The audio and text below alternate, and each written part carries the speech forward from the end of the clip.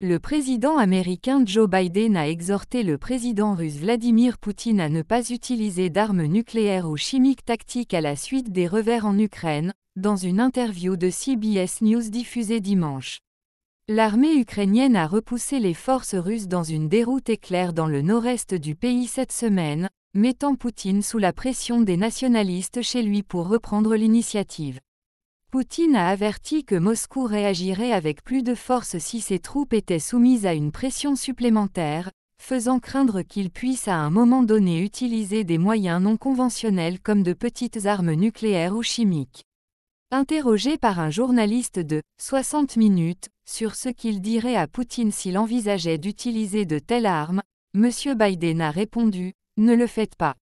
Ne le faites pas, ne le faites pas. Cela changerait le visage de la guerre comme jamais depuis la Seconde Guerre mondiale », dans un extrait de l'interview publiée par CBS samedi.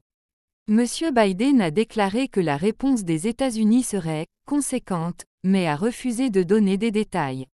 La Russie deviendrait un paria dans le monde comme elle ne l'a jamais été, a déclaré M. Biden. L'ampleur de ce qu'elle fera déterminera la réponse qui sera donnée. Les responsables du gouvernement russe ont rejeté les suggestions occidentales selon lesquelles Moscou utiliserait des armes nucléaires tactiques en Ukraine, mais cela reste une préoccupation pour certains en Occident. La menace de guerre nucléaire de Poutine dans un discours annonçant l'invasion de l'Ukraine le 24 février, Poutine a lancé un avertissement voilé mais sans équivoque, si l'Occident intervenait dans ce qu'il a appelé une « opération militaire spéciale », il pourrait utiliser des armes nucléaires en réponse. Peu importe qui tente de se mettre en travers de notre chemin ou de créer des menaces pour notre pays et notre peuple, ils doivent savoir que la Russie répondra immédiatement, et les conséquences seront telles que vous n'en avez jamais vu dans toute votre histoire, a-t-il déclaré, selon une traduction du Kremlin.